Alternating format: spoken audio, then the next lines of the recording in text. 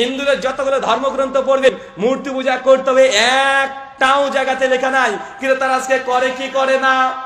আমি একজন হিন্দু ঠাকুরের কাছে গিয়েছিলাম দাওয়াত দিতে, যে ঠাকুর মশাই এই যে মূর্তি পূজা করছেন কেন করছেন? উনি তখন বলছে, আরে আমরা করছি। আনছি এটা কোথায় লেখা আছে? উনি তখন বলছেন, আসলে লেখা তো অবশ্যই আছে, তিনি দলিল দিতে পারেন না, শুধু বলছেন লেখা আছে, অথচ মূর্তি পূজা করছে। আমি ঠাকুর মশাইকে বলেছেন, ঠাকুর মশাই আমি কিছু কথা বলতে চাই, যদি শুনতে চান। জি আপনি বলুন। আচ্ছা, আপনাদের ধর্মগ্রন্থ শ্রীমদ ভাগবত গীতা অধ্যায় নম্বর 9 শ্লোক নম্বর 23 এবং 24 দুটো শ্লোক আছে। শ্লোকটা কি বলছে?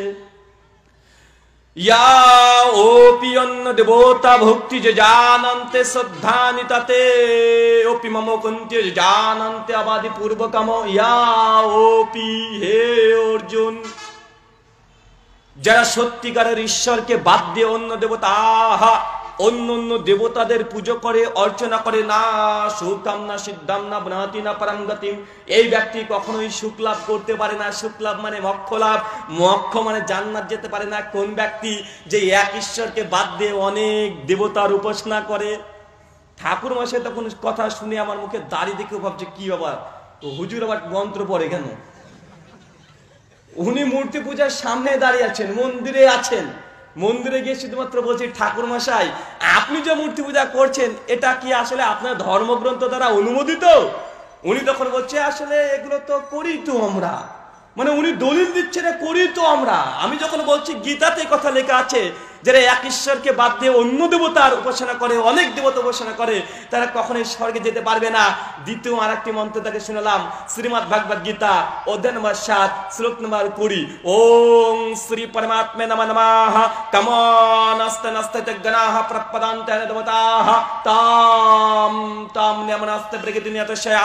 যাদের বিচার বুদ্ধি কেড়ে নিয়েছে জাগতিক আকাঙ্ক্ষা, এই ব্যক্তিরাই এই প্রকৃতির ম্যাটেরিয়ালস নিয়ে মূর্তি নির্মাণ করে মূর্তি পূজা করে। এরা হচ্ছে নির্বোধ বোকা।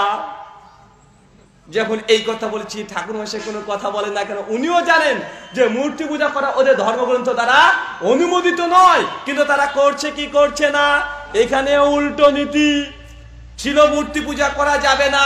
যজুর্বেদ অধ্যায় নম্বর 32 মন্ত্র নম্বর 3 বলছে, নাতাস্তি প্রতিমাস্তি এস্তানামাহাজ্জাসাহ, সর্বশক্তিমান ঈশ্বরের কোনো প্রতিমূর্তি নেই, কোনো ছবি নেই, কোনো রূপক নেই, ভাস্কর্য নেই, কিন্তু ঈশ্বর একটা মূর্তি নির্মাণ করেছে কি করে নাই? এখানে উল্টো নীতি তাদের মধ্যেও আছে। যজুর্বেদ অধ্যায় নম্বর 32 মন্ত্র নম্বর 3 পরিষ্কারভাবে শ্বেতাসূত্র উপনিষদ অধ্যায় নম্বর 4 মন্ত্র নম্বর 19 পরিষ্কারভাবে বলছেন, যাং ধাত্মা প্রবিশন্তি সম্ভূতি উপাসতে ততভূ এব ততভূ সংভূতম নম্রতা। যারা অন্ধকারে প্রবেশ করছে তারা অন্ধাত্মা প্রবিশন্তি অসম্ভূতি, যারা সৃষ্টি বস্তুর উপাসনা করে তারা নরকে পতিত হচ্ছে। কিন্তু আমাদের হিন্দু দাদা যারা আছে তারা সৃষ্টি বস্তুর উপাসনা করে কি করে না? তারা করছে। এখানে উল্টো নীতি। হিন্দু দাদার মধ্যে অজস্র উল্টো নীতি আছে।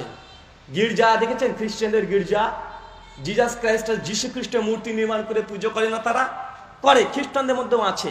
অথচ বাইবেল স্পষ্ট লেখা আছে, বুক অফ ডিটোনমি এবং এক্সোডাস, যেটা আছে আসমানে, যেটা আছে জমিনে, যেটা জমির নিচে, এমন কোন প্রতিমূর্তি আমি ঈশ্বর আমার তোমরা তৈরি করবে না। কেন? আমি তোমাদের ঈশ্বর খুব হিংসা পরায়ণ। মানে বাইবেল অনুযায়ীও মূর্তি পূজা তৈরি করা জায়েজ না, কিন্তু আজকে খ্রিস্টানরা করছে কি করছে না? কথা বলেন। এখানেও উল্টো নীতি।